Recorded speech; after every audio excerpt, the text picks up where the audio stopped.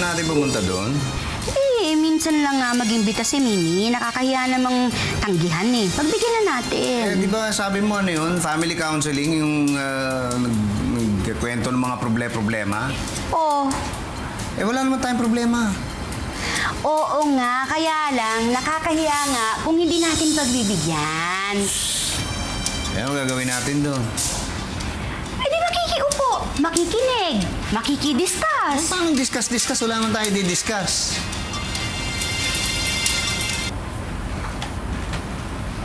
Basta, pupunta tayo. Kaya, pupuntaw lang, problema. Bakit ba hindi ka makaintindi? Pagbibigyan nga lang eh. Eh, magmumukha tayong tanga doon, pupunta tayo, wala naman tayong problema. Elsa, tsaka lang tayo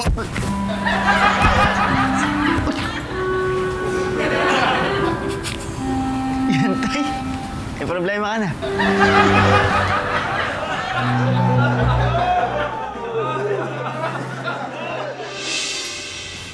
Hi! Mabuti naman nakarating kayo.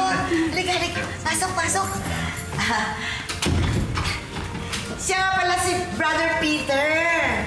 Siya ang leader ng grupo namin. Brother Peter, this is Elsa.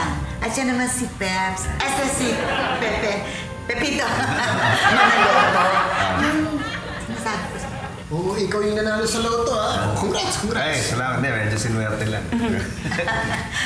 Ay, siya nga pala, Brother Peter, may dadating pa tayong mga couples. Taga rito rin sa subdivision. Na-meet ko sila sa church. Anytime now, padating na. Good. The more the merrier. Yes. Upo muna kayo. Salamat, Upo. salamat. Thank you. Ay, sandali lang. Oh, hello! Come in! Hi, Norman. Hello. Sila yung sinasabi ko sa inyo, Brother Peter.